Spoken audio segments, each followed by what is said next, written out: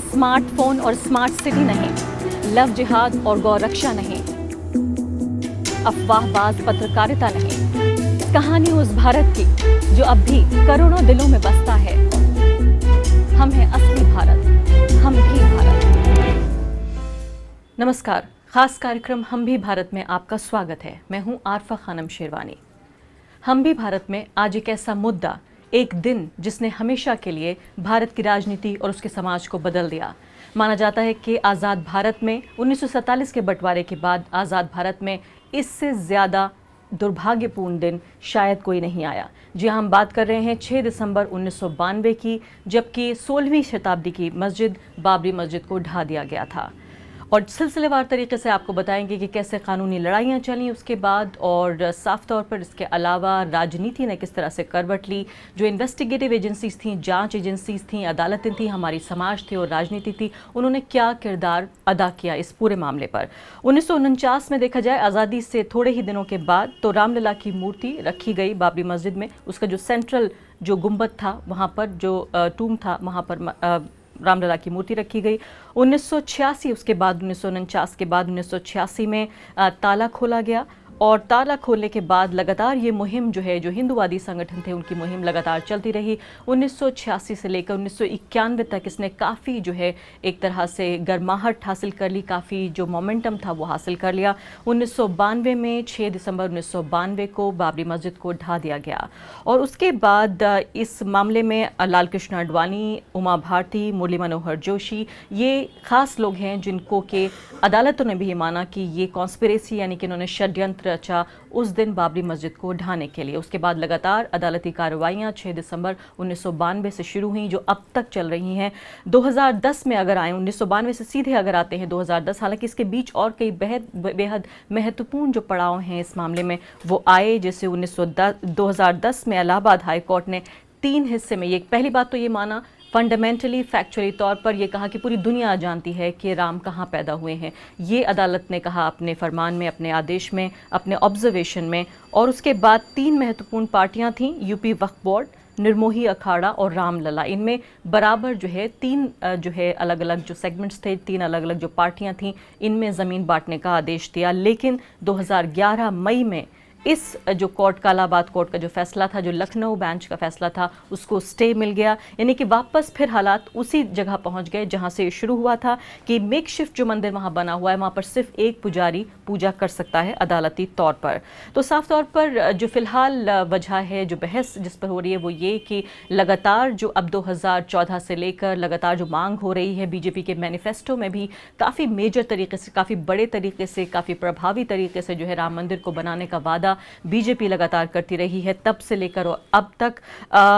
कि किस तरह से जो है राम मंदिर बनाने की पहल से पहले इस बात पर बात हो कि आखिर उस दिन जबकि जो देश का संविधान है, उसकी जो आत्मा है, उसको पूरी तरीके से तार तार किया गया। कैसे एडमिनिस्ट्रेशन, पुलिस, इसके अलावा सियासत और समाज तमाम ने मिलकर जो है संविधान को उस दिन तार तार किया। पहले जो है इस पर बात होनी चाहिए कि आखिर न्याय मिले। और 6 दिसंबर 1992 के बाद अब 6 दिसंबर 2017, 25 साल बाद बात हो रही है, तमाम अदालती कार्रवाइयों से गुजरने के बाद, कि अब आउट ऑफ कोर्ट सेटलमेंट होना चाहिए। यानी कि अदालती कार्रवाई से बाहर जो है 2 पक्ष जो हैं, हिंदू पक्ष और मुस्लिम पक्ष, दोनों मिलकर इस मामले को सुलझा लें, इस मामले को सुलझा लें और इस मामले की एक ऐसी हद तक पहुंच जाएं जिसमें कि अब ये मामला और ज़्यादा आगे ना खिंचे।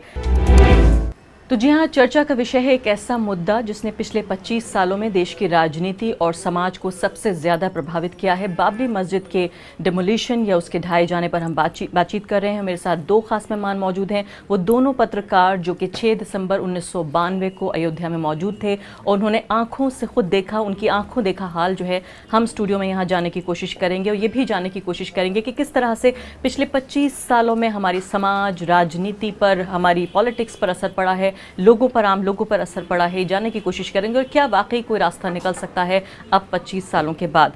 वेंकटेश रामकृष्णन है, सीनियर एसोसिएट एडिटर हैं द फ्रंटलाइन के। दूसरी खास मेहमान रुचिरा गुप्ता हैं, प्रोफेसर हैं, पत्रकार रह चुकी हैं। जैसे मैंने आपको बताया कि उन्होंने 1992 6 दिसंबर के दिन वहाँ मौजूद थी अयोध्या में, और साथ ही ये अब एक एक्टिविस्ट भी हैं जो कि सेक्स ट्रैफिकिंग को रोकने के लिए काम कर रही हैं।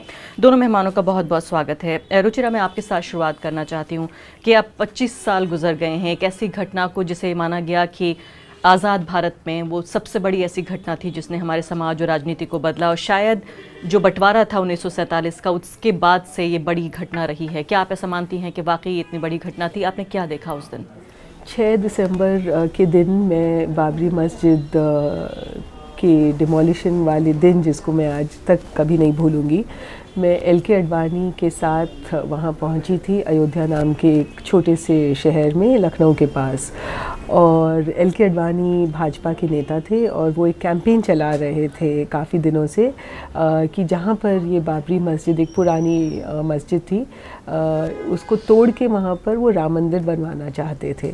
तो मैं एक मैगज़ीन के लिए काम करती थी जिसका नाम था बिज़नेस इंडिया, और हम लोग ये देखना चाह रहे थे कि ये जो कैंपेन है अडवाणी का, ये किस हद तक जाएगा और कितनी पॉलिटिकल इंस्टेबिलिटी को बनाएगा, और वो पॉलिटिकल इंस्टेबिलिटी का इकोनॉमिक इश्यूज़ पे क्या इम्पैक्ट होगा। तो मैं अडवाणी के पीछे पीछे घूम रही थी। आप पॉलिटिक्स भी नहीं कवर कर रही थी, आप इकोनॉमिक इश्यूज मैं पॉलिटिकल रिपोर्टर थी। हाँ। मैं स्पेशल कॉरेस्पॉन्डेंट पॉलिटिकल थी बिज़नेस इंडिया के लिए, पर हर समय पॉलिटिक्स और बिज़नेस का क्या रिश्ता है वो देख रही थी। तो मैं अडवाणी के पीछे पीछे घूम रही थी और उन्हीं के साथ मैं उस दिन बाबरी मस्जिद तक पहुंची। वहाँ एक बड़ा सा कॉम्पाउंड था, कैंपस जैसा, और वहाँ पर एक ईंट का मकान था, एक तल्ले का, और उसके छत पर, मकान पर अडवाणी गए और उनके साथ कुछ और नेता थे जो भाजपा के भी थे, RSS राष्ट्रीय स्वयंसेवक के थे, विश्व हिंदू परिषद के थे, बजरंग दल के थे, और ये सब नेता वहाँ इकट्ठे होकर, और पूरे कैंपस में जो बाबरी मस्जिद के चारों तरफ था, वहाँ पर बहुत सारे लोग आए थे। अडवाणी रैली कर रहे थे आते आते, और हर जगह रैली में लोगों को कह रहे थे कि आप 6 दिसंबर को बाबरी मस्जिद के कॉम्पाउंड पे आइए, और वहाँ कसम हर रैली में लोगों से ले रहे थे कि कसम राम की खाते हैं, मंदिर वहीं बनाएंगे, मतलब बाबरी मस्जिद को तोड़कर। तो हम लोग जिस दिन वहाँ पहुँचे तो मैंने देखा कि पूरा ग्राउंड भरा हुआ है आदमियों से, और ये आदमी जितने भी थे बहुत ही मिलिटेंट थे, चिल्ला रहे थे, और सब मिलिटराइज तरह की यूनिफॉर्म टाइप के कपड़े पहने हुए थे। कोई के सिर में ऑरेंज रंग का बैंड था, साफ़े थे, कोई के वेस्ट पर उन लोगों ने सैश बांधे हुए थे ऑरेंज रंग के, बैजेस थे, और बहुत ही खूंखार आवाज़ें निकल रही थी ज़ोर ज़ोर से। तो क्योंकि मैं अडवाणी के साथ थी, मैं उनके पीछे पीछे राम कथा कुंज के, जो उन्होंने वो मकान जो था जिसके छत से इन लोग बात कर रहे थे, वो मकान का नाम उन्होंने राम कथा कुंज रखा था। तो मैं उनके पीछे वो छत पे पहुंची तो वहाँ देखा कि उमा भारती जो है भाषण दे रही थी, और एकदम उकसा रही थी। जो लोग बैठे थे ग्राउंड पर, उनको कह रही थी कि क्या तुम्हें अपनी मर्दानगी वापस लेनी है, और वो क्या तुम लोग चूड़ियाँ पहने हो। और क्राउड जो था वो साथ साथ में उनको जवाब दे रहा था, हाँ लेनी है, नहीं हम चूड़ियाँ नहीं पहने हैं, इस तरह से। उन्हें ये अंदाजा था कि पत्रकार वहाँ पर मौजूद हैं, ये रिकॉर्ड कर रहे हैं, मैं तो रिकॉर्ड पे उनके साथ घूम रही थी 3-4 दिन से, तो उनको तो बिल्कुल पता था कि मैं उनके साथ थी, पर उनको ये शायद नहीं पता था कि मैं उनके साथ नहीं थी मानसिक तरीके से, क्योंकि मैंने तो कभी सोचा भी नहीं था कि वो कॉन्स्टिट्यूशन का इस तरह से उल्लंघन कर देंगे। तो मैंने ये देखा जब मैं पहुंची। और एक चीज़ और देखी जो मुझे अब लगता है कि शायद मुझे उस पर और गौर करना चाहिए था। 2 लड़के 3 गुंबज थे बाबरी मस्जिद के, और 2 लड़के एक गुंबज पर चढ़ गए। तो अडवाणी ने तुरंत प्रमोद महाजन को कहा कि आप जाके माइक पे बोलिए इन लड़कों को उतरने के लिए, क्योंकि मस्जिद तो गिरने ही वाला है, उसका समय निश्चित है, ये लड़कों को चोट लग जाएगी अगर ऊपर रहेंगे। बिल्कुल। वेंकटेश रामकृष्णन, ये कहानी जाहिर है आप भी इसके साथ कहीं ना कहीं टैली कर रहे होंगे, आपको भी लग रहा होगा कि इसी तरह की चीज़ें, क्या आपके साथ भी, आपने भी ये सब देखा? और दूसरे, क्या आपको ये अंदाज़ा था कि उस दिन ये दुर्भाग्यपूर्ण घटना हो जाएगी, उस दिन वाकई मस्जिद टूट जाएगी? क्या ये अंदाज़ा हो रहा था? क्या नेताओं के हाथ में ये था, या आपको लगता है कि एक लम्हे के लिए नेताओं के हाथ से भी निकल चुकी थी बात? नहीं, ऐसा नहीं है। तो बहुत डिटेल प्लानिंग से इन लोगों ने एक काम किया था। और ये अयोध्या में जो दिसंबर में जो करसेवा हुआ, उससे पहले भी वहाँ करसेवा हुआ था। 1990 में पहला करसेवा हुआ था, उसमें कुछ लोग मरे भी थे। उस समय भी मंदिर को तोड़ने का प्रयास था। देन 92 जुलाई में कर सेवा था, वो भी मैं कवर किया था। तो वैसे मैं लगातार 1986 से अयोध्या का जो मुद्दा नेशनल पॉलिटिक्स में उभर के आया, उसी समय से मैं लगातार कवर कर 1986 से आप कवर कर रहे थे, जब से ताले खोले गए तब के बाद से। हाँ, उसी समय से मैं कवर कर रहा था। तो लगातार मैं अयोध्या के ऊपर मेरा पॉलिटिकल जर्नलिस्ट की स्पेस से मैं उसको देख रहा था, एनालाइज कर रहा था।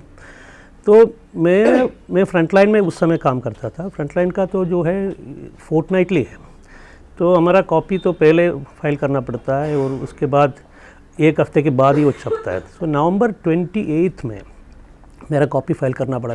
हमारा इश्यू दिसंबर 5 को आना था।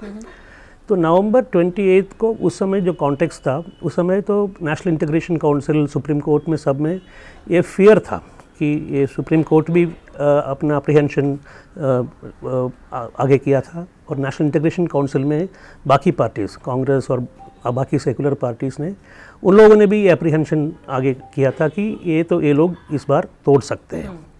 तो स्वामी चिन्मय आनंद विश्व हिंदू परिषद का नेता था, उस समय पार्लियामेंट का मेंबर भी था। उसने सुप्रीम कोर्ट में एक एश्योरेंस दिया कि यहाँ तो हम कुछ ऐसा कार्रवाई नहीं करेंगे, हम भजन कीर्तनी करेंगे। और नेशनल इंटीग्रेशन काउंसिल में उस समय यूपी का मुख्यमंत्री था कल्याण सिंह, उसने भी यही same, similar, not exactly the same but similar assurance दिया था। और मेरा कॉपी नवंबर 28 को जो कॉपी मैंने लिखा था, उस कॉपी का पहला सेंटेंस था, how far can one believe the words of the Hindutva combine. तो उस समय मेरे को तो वैसे मैं बहुत पेनिट्रेट किया था, 86 से मैं लगातार कवर करता था। ये जो इसका रैंक एंड फाइल में मैं बहुत पेनिट्रेशन था मेरे को। तो उसमें तो बहुत सारे मिडिल लेवल के लीडर्स भी मेरे साथ दे रहे थे। और आप किसी मैगजीन के लिए या अखबार के लिए काम कर रहे थे? फ्रंटलाइन के लिए तभी काम कर रहे थे? तभी फ्रंटलाइन में था। तो नवंबर 28 का मेरा कॉपी में मैं ये भी लिखा था कि suicide squads are ready, they have already trained twice on the methodology of demolishing it. There's been engineering consultancies that have happened, where to demolish, which portion is the most vulnerable. ये सब उन लोगों ने plan कर दिया था, इसमें सब लोग शामिल थे। नहीं तो ये कैसे पता चला कि कौन सा पोर्शन? आपको लगता है कि वो रेकी करके आए थे वहाँ पर लोग, सब एक जायजा लेकर आए थे पहले? ये तो गवर्नमेंट तो यूपी का गवर्नमेंट तो बीजेपी का था, they had access to that place. In fact 1991 से जो सरकार आया उसके बाद वो बहुत सारा काम किया था वहाँ कल्याण सिंह तो 2.77 एकर्स जो मस्जिद का बाहर था उसको एक्वायर करके वहाँ बहुत सारे टेम्पल्स को डिमोलिश किया था इन लोगों ने, ये स्ट्रक्चर को खड़ा करने के लिए। उसमें साक्षी गोपाल का मंदिर था, बहुत सारा टेम्पल्स को भी गिराया था। तो क्या होता है कि जब ये इवेंट का मेमोरी हम रिवाइव करते हैं, हम इसका जो बैकग्राउंड में जो हुआ है उसको भूल जाते हैं, उसको हमारा नज़र से वो चला जाता है। तो ये तो बहुत एक्टिव प्लानिंग था। सो नवंबर 28 को मैंने आपने लिखा था कि विश्वास नहीं किया जा सकता उन पे। नहीं, मैंने ये भी लिखा था suicide squads are ready, all plans for demolition are on. मैंने ये लिखा था, ये मेरे को I was able to write this because ये जो ग्राउंड लेवल से जो रैंक एंड फाइल से मेरे को फीडबैक था कि हम पूरा तैयारी में इस बार। दूसरा, उस समय फैजाबाद में अभी भी है, there is an important cantonment there, कम से कम 4 बड़ा यूनिट उधर है। इंटरेस्टिंगली वहाँ उस समय नवंबर 1992 में वहाँ का 4 यूनिट में, यूनिट का नाम मैं भूल गया, 5-6 हो सकता है, 5-6 तक कमांडिंग ऑफिसर था general V K Singh, who is now a minister in the BJP government. And general V K Singh, वो वहाँ का मिलिट्री इंटेलिजेंस का जो उस समय का रिपोर्ट था कि ये जो 1.5 लाख तक पीपल जो अयोध्या में असेंबल होगा तब ये कंट्रोल कर सकता है। यानी एक छोटा सा इलाका जहाँ की 50,000 लोगों की आबादी थी, 1.5 लाख तक लोग आए। तो ये सिक्योरिटी सिस्टम जो भी वहाँ तो सबका बड़ा CRPF का सिक्योरिटी सिस्टम था, आर्मी भी स्टैंड बाई में थे because the central government was of Congress, army भी स्टैंड बाई में थे, लेकिन नरसिम्हा राव ने कुछ उसमें कोई एक्शन नहीं लिया। और मिलिट्री इंटेलिजेंस का एक रिपोर्ट नवंबर 27 को, it had gone to the prime minister, it had gone to the army chief, Narasimha Rao के पास गया, आर्मी चीफ के पास गया। वो रिपोर्ट में बोला था कि ये क्राउड 2.5 लाख क्रॉस कर चुका है, now nothing, nobody can stop them if they get violent. And that's exactly what happened. तो यानी आप ये कह रहे हैं कि केंद्र सरकार, उस वक्त की नरसिम्हा राव सरकार को भी सब कुछ मालूम था और उसके बावजूद भी ये सब हुआ। एब्सोल्युटली 100%। ये तो मैंने लिखा भी है। ये तो वैसे उसके बाद भी, ये डिमोलिशन के बाद भी लगातार मैं अयोध्या का कवर कर, तो वैसे तो ये 25 ईयर्स में कम से कम 20 साल तो मैं दिसंबर 6 को अयोध्या में रहा हूँ। हाँ, और वहाँ जितने भी इवेंट्स हुए हैं, वहाँ तो एक फिदाइन का अटैक भी हुआ था, वो टेम्पररी स्ट्रक्चर जो बनाया था, तो इसमें सारा प्लानिंग था। ना दिसंबर 5 का एक अडवाणी, अटल बिहारी वाजपेयी अयोध्या नहीं आया था, लेकिन उसका दिसंबर 5 को लखनऊ में ये जो रैली लेके लोग आ रहे थे, अडवाणी और मुरली मनोहर जोशी दो साइड से रैली लेके अयोध्या तक पहुंच रहे थे, उसमें दिसंबर 5 को लखनऊ में रैली में वाजपेयी का एक स्पीच है वो, लेकिन वो बाहर आए 2004 में, वो भी बाहर मैंने ही किया था। यानी वो आप उस भाषण की बात कर रहे हैं जिसमें कहा था उन्होंने धरती समतल करनी पड़ेगी। हाँ, वो तो वो उसका भाषण का भी रिपोर्ट पहले 2004 में हिंदू में मैंने ही ब्रेक किया था। रुचिरा, ये बहुत ही दिलचस्प कहानी है, जितना दुखदाई उतना ही दिलचस्प भी, कि आखिर किस तरह से भारतीय संविधान के जो है टुकड़े टुकड़े होते हुए पत्रकार उसके गवाह बने। ऐसा नहीं हुआ कि अचानक ऐसा हो गया, पूरी प्लानिंग हुई। और वेंकटेश कह रहे हैं कि राज्य सरकार ही नहीं से बल्कि केंद्र सरकार भी पूरी तरीके से लिप्त है, उन्होंने इस बारे में लिखा है। उसके बाद से अब किस तरह से आपने देखी जो राजनीति, फिलहाल जो हिंदुत्व की राजनीति का उफान जिसे आप कहते हैं कि अब है, आखिर जो शुरू हुआ था 1986 में और 1992 फिर एक पड़ाव आया, और अब 2014 में जो है जब देश के प्रधानमंत्री बने नरेंद्र मोदी, माना जाता है कि इसका ये उफान है, ये उसका जिसे कहा जाए कि सबसे ऊंचा जो है बिंदु है। क्या आप ये मानती हैं कि पिछले 25 सालों में अगर हम एक लम्हे में देखने की कोशिश करें, एक फ्लैशबैक की तरह, तो किस तरह से राजनीति ने करवट ली है तब से अब तक? मैंने 3 चीज़ें उस दिन महसूस की कि एक तो कि हमारे यहाँ के ऐसे ऐसे राजनीतिक नेता हैं जिनको हमारे संविधान में विश्वास नहीं है और फिर भी वो नेता रह सकते हैं, माने उनको किसी ने जेल में नहीं डाला एक कानून को तोड़ने के बावजूद। दूसरा मैंने महसूस किया कि ये लोग जो पावर में आ रहे हैं इस तरह से, ये जिसको हम लोग अंग्रेज़ी में कहते हैं बहुत सेक्सिस्ट है, औरतों से घृणा करते हैं बिल्कुल। और दूसरा कि इन लोग इस्लामोफोबिक हैं, जिसको हम अंग्रेज़ी में कहते हैं मुसलमानों से घृणा करते हैं, और इस पे इन लोग अपनी राजनीति केंद्रित करेंगे। और ये मैंने खुद एक्सपीरियंस किया, क्योंकि जब मैं एक गुंबज गिर गया था बाबरी मस्जिद का, तो मैं दूसरे गुंबज को गिरने के पहले अंदर गई, क्योंकि हमारा एडिटर था तब MJ अकबर, जिसके साथ मैंने जर्नलिज्म शुरू किया था। तो उसने हमें सिखाया था कि जाके देखो क्या होता है बिल्कुल अंदर तक। तो मैं अंदर चली गई और वहाँ पर जो ये भाजपा और RSS के वर्कर थे, उन आदमियों के बीच में एक औरत, वो औरत भी जो जीन्स और शर्ट पहनी हुई थी बिल्कुल उनकी जैसी नहीं थी, तो वो सब मुझे अटैक करने लग गए और कुछ मेरा गला घोटने लग गए और कुछ मुझे सेक्सुअली भी असॉल्ट कर रहे थे। तो कोई ब्रेस्ट को पोक कर रहा है, तो कोई वेस्ट को पोक कर रहा है, और कोई जान लेने पर तुला हुआ है, और कोई कहने लग गया मुसलमान। तो मैं आवाज़ भी नहीं निकाल पाई, पर मैं बच गई, क्योंकि किसी ने कहा यहाँ नहीं मारते, बाहर ले जाते हैं। तो इन लोगों ने एक गड्ढा खोदा हुआ था बाबरी मस्जिद के चारों तरफ, उस गड्ढे में मुझे खींच के ले गए। वहाँ पर एक आदमी जिसको मैंने एक दिन पहले इंटरव्यू किया था, वो मुझे थोड़ा बात करने लग गया था मुझसे, तो वो कहा, उसने मुझे बचाने की कोशिश की, तो उसको भी इन्होंने पीट दिया, उसका भी खून वून निकलने लग गया, पर वो खींच के मुझे निकाल दिया। तो वो पूछा कहाँ जाना है, तो मैं LK अडवाणी के पास जाने का मैंने आग्रह किया, तो मैं वहाँ पहुँची। तो मैंने LK अडवाणी से कहा कि आप जानते हैं वो औरतों को अटैक कर रहे हैं, आपके कर सेवक या जो भी ये वॉलंटियर्स हैं, और जर्नलिस्टों को अटैक कर रहे हैं। तो ये दोनों आघात जो है एक डेमोक्रेसी पे है और एक आप औरत जो एक प्रतीक होती है आपके देश की, उस पे है। तो आप ज़रा माइक पे अनाउंस करवा दीजिए कि ऐसा ना करें। तो अडवाणी तब बाइनोक्यूलर से कुछ घर जल रहे थे बाबरी मस्जिद के चारों तरफ, झोपड़ियाँ, तो वो देख रहे थे। तो बोले इतना ऐतिहासिक दिन है, तुम्हारे साथ जो हुआ भूल जाओ, तुम मिठाई खाओ, ये देखो, देख नहीं रही हो क्या हो रहा है। तो ऐसे नहीं, मुझे मिठाई नहीं खानी, आप पहले ये बुलवाइए। तो वो मुझे बाइनोक्यूलर्स दे दिए। तो मैंने कहा कि आप ये बाइनोक्यूलर्स में क्या देख रहे हैं? तो उन्होंने कहा कि ये मुसलमान खुद अपने घर जला रहे हैं मुआवजे के लिए। तो ऐसे ये तो हो ही नहीं सकता, ऐसे आप अनाउंस नहीं करेंगे तो हम लोग घर तक भी नहीं जा सकेंगे, आप कुछ तो कीजिए। वो नीचे चले गए वापस ऊपर आए थोड़ी देर बाद और फिर अनाउंस करवाए कि CRPF आने वाली है। उनको कोई खबर मिली होगी इनके कंट्रोल रूम में, और सबको ब्लॉक करना है CRPF से आने से जब तक काम पूरा ना हो। बेंचेस लगाना, ह्यूमन ब्लॉकेज करना। तो तब मैं समझ गई कि इनसे कुछ फ़ायदा नहीं होगा, और इन लोग ना औरतों की बात सुनने वाले हैं, ना पत्रकारों की, ना कॉन्स्टिट्यूशन की, खुद ही उल्लंघन कर रहे हैं, क्योंकि अभी उनमें एक नशा जैसा था जिसको हम टॉक्सिक मैस्कुलिनिटी बोलते हैं। वेंकटेश जी बताइए फिलहाल कि पुलिस का रोल क्या रहा उस वक्त? मैं ये भी जानना चाहती हूँ कि जो एडमिनिस्ट्रेशन था, जो ब्यूरोक्रेट्स थे उस वक्त, उनका रोल क्या रहा? क्या उन्हें भी ये मालूम था कि ऐसा होने वाला है? क्योंकि राज्य सरकार वहाँ आप ये कह रहे हैं कि वो जो है वो तालमेल था उनका, ये चाहती थी कि राज्य सरकार के ऐसा हो जाए। केंद्र सरकार के लिए भी आप ये कह रहे हैं कि उनकी मर्जी के बिना भी ऐसा नहीं हुआ है। मैं ये जानना चाहती हूँ, चूंकि सवाल तो बहुत सारे हमने सोचे थे कि क्या क्या इसमें कवर करेंगे, लेकिन मुझे लगता है कि कार्यक्रम को इस पे ही केंद्रित रखें कि उस दिन क्या हुआ, क्योंकि आपसे बेहतर हमें शायद व्यक्ति, आप दोनों से बेहतर नहीं मिल सकता कि उस जो घटना घटी उस दिन क्या हुआ। मैं आपसे जानना चाहती हूँ कि पुलिस का रोल क्या रहा, एडमिनिस्ट्रेशन का क्या रोल रहा, और ये भी कि जो लोकल लोग थे, जो स्थानीय जनता थी अयोध्या की, उसने क्या किया? नहीं, इसमें तो ये जो कॉन्स्पिरेसी का जिस कॉन्स्पिरेसी के कारण ये मंदिर थोड़ा, उसका कितने लेवल तक उसका कॉन्स्पिरेसी तो बहुत फार रीचिंग था, मल्टी डायमेंशनल था।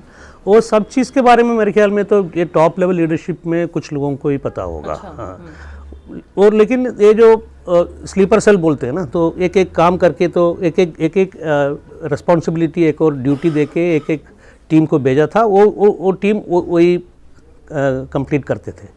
तो इसमें भी ये जो पुलिस का और एडमिनिस्ट्रेशन का रोल, उसमें भी तो they were all completely collaborating with this assault on the masjid. नहीं, आप क्या कह रहे हैं कि कार सेवकों को मालूम नहीं था? आप ये कह रहे हैं कि आज ही के दिन मस्जिद तोड़नी? नहीं, उसको तो जनरल इंस्ट्रक्शन था। नहीं, जो फुट सोल्जर्स थे, जो फुट सोल्जर्स को जनरल इंस्ट्रक्शन था कि आज तोड़ना है। लेकिन उसमें जो स्पेसिफिक जॉब्स दिया था कि कोई गुंबद कैसे गिरा सकते हैं।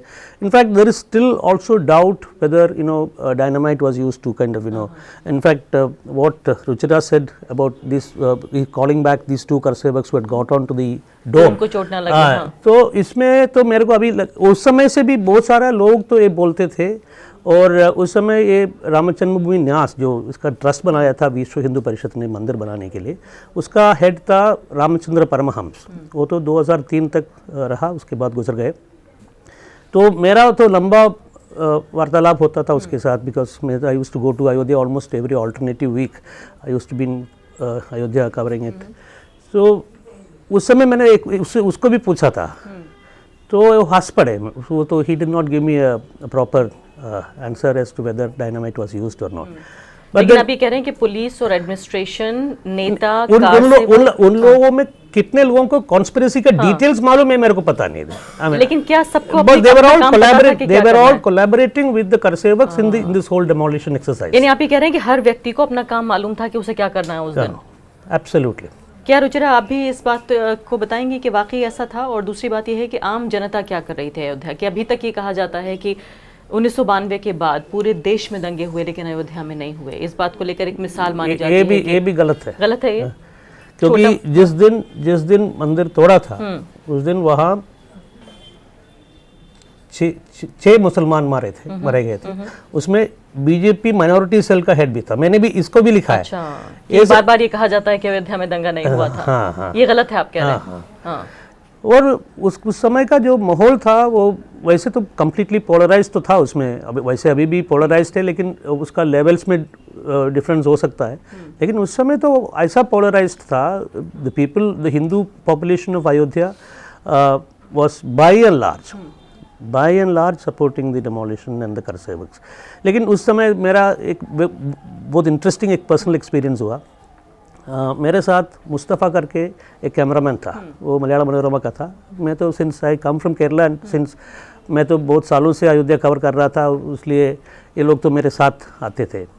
तो मुस्तफ़ा का कैमरा हमने जब वहाँ से निकला तो हम रुचिरा बहुत बुरी तरीके से शी वाज असॉल्टेड, लेकिन हम तो ज़्यादा clever and kind of cautious थे। तो मैं और Rakesh Sinha, another journalist of Indian express who had covered Ayodhya extensively, हम दोनों बच गए और इस पूरा टीम को हम बचा के बाहर लाए। तो इस समय मुस्तफ़ा करके एक लड़का था, मनोरमा का फोटोग्राफर था। तो उसने उसको नाम सब हम बदल दिया, उसको नाम मुत्तू कर दिया हमने, बोला कि आइंदा पता ना लगे लोगों को। When he wanted, he was also very emotionally charged and he said कि मेरा मज़हब तो मैं छोड़ नहीं सकता हूँ वैसे एक दिन पर, लेकिन फिर हम कैसे बचा के उसको लेके आया। और ये जब लेके आया तो camera was a tell thing, you know, where people if you see a camera they will immediately attack. तो ये कैमरा मैं तो since I used to go there, I've been going there for many years. तो मेरा एक दोस्त था एक दुकान पे, एक पांडे लड़का था, उसका दुकान पे हमने कैमरा रखा और फिर हम हमारा गाड़ी वाड़ी ऑर्गेनाइज करके हम वापस इसी जगह पे आके कैमरा पिकअप करने गए। तो ये लड़के बोले कि क्या कैमरा, आपने तो कोई कैमरा इधर नहीं रखा था।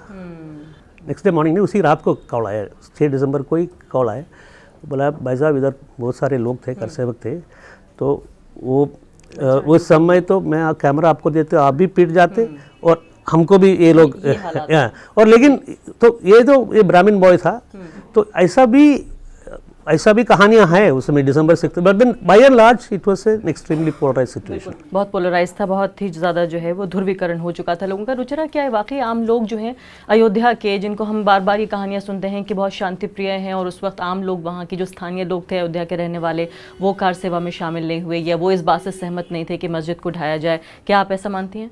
मैं अयोध्या में रही नहीं थी क्योंकि मैं लखनऊ से आई थी और लखनऊ चली गई थी और फिर दिल्ली आ गई थी, और जहाँ ये बाबरी मस्जिद थी ये कुछ शहर से थोड़ी बाहर थी, तो मैं अयोध्या के लोगों से मेरा इतना संपर्क नहीं था। 1 साल बाद मैं ज़रूर अयोध्या गई थी और मेरे कुछ दोस्त हैं जो अयोध्या के रहने वाले हैं, वो हिंदू हैं, ब्राह्मण हैं, और वो बिल्कुल ये जो बाबरी मस्जिद का जो डिमोलिशन हुआ इसके बिल्कुल ख़िलाफ़ थे। तो मैं तो उस तरह के लोगों को जानती हूँ। और राम मनोहर लोहिया जो हैं, जो एक बहुत बड़े सोशलिस्ट लीडर हैं, वो भी फैज़ाबाद के हैं। आचार्य नरेंद्र देव के जो बेटे हैं, उनकी पत्नी भी फैज़ाबाद की थी। तो मैं इस तरह के लोगों से मिलती थी। लेकिन रुचिरा, ऐसा क्या हो गया था उस वक्त समाज में कि वो लोग जो पड़ोसी थे, जो एक दूसरे को जानते थे, जो ये जानते थे कि ये एक जो है वो पवित्र स्थान है, ये जो है प्लेस ऑफ वर्शिप है, उसको तोड़कर जो है वो महामंदिर बनाया जाए? क्या आपको लगता है कि धर्मांधता जो है, या जो जिसे फ्रेंजी कहा जाता है रिलीजियस, वो इस हद तक बढ़ चुकी थी? आई थिंक कोई भी इशू पे बढ़ाई जा सकती है, और ये तो उसके बाद में यूनाइटेड नेशंस के लिए बहुत दिनों तक काम की थी, कोसोवो में भी रही थी युगोस्लाविया के टुकड़े होने के बाद। और लोग अलग अलग कारणों से हेट्रेड बढ़ाते हैं इंसानों के बीच में, और इंसान जो है वो एक साइकोलॉजिकली जो है प्रोपेगेंडा का शिकार होता है, और वो प्रोपेगेंडा का शिकार हम कोई भी चीज़ पे फॉल्ट लाइंस बना सकते हैं। और मुझे लगता है कि उस दिन मैंने यही सीखा कि मैंने एक बाबरी मस्जिद जिसको कोई यूज़ भी नहीं करता था तब तक उसको एक सिंबल बना के तोड़ दिया। आज भी हम उसी पे बहस कर रहे हैं, जब हमारे 25 साल बाद भी खाने को नहीं है, और तब भी 25 साल बाद बहस कर रहे हैं। तो ये दोनों पत्रकार जिन्होंने अपनी आंखों से देखा कि 6 दिसंबर 1992 को क्या हुआ, इन दोनों की कहानियाँ, इनके पास इतनी कहानियाँ हैं कि शायद हम एक शाम गुजार दें, पूरे कई घंटे गुजार दें, और इस कार्यक्रम की जो है वो समय सीमा है, इनकी कहानियों की सीमा नहीं है जितनी कहानियाँ इनके पास हैं। तो जाहिर है ये याद रखने वाली बात है कि 25 साल पहले किस तरह से देश के नेताओं ने, यानी देश की सियासत ने, प्रशासन ने, पुलिस ने, आम लोगों ने किस तरह से नफ़रत की जो एक डोज है, एक नफ़रत की खुराक उन्हें इतनी बड़ी तादाद में इतनी ज़्यादा दी गई कि वो सब कुछ भूल गए, और संविधान को इन सब ने मिलकर किस तरह से तार किया। बहुत बहुत शुक्रिया आप दोनों का। और अगर आप ये चाहते हैं कि जब भी हम भी भारत एपिसोड जो है वो अपलोड किया जाए, आप तक उसकी खबर पहुंच जाए, तो आप सब्सक्राइब कीजिए। नीचे एक घंटी लगी हुई है, उस पर अगर आप क्लिक करेंगे तो सब्सक्रिप्शन आ जाएगा, और जब भी नया एपिसोड हम भी भारत का अपलोड होगा, आप तक सीधे खबर पहुंच जाएगी। नमस्कार।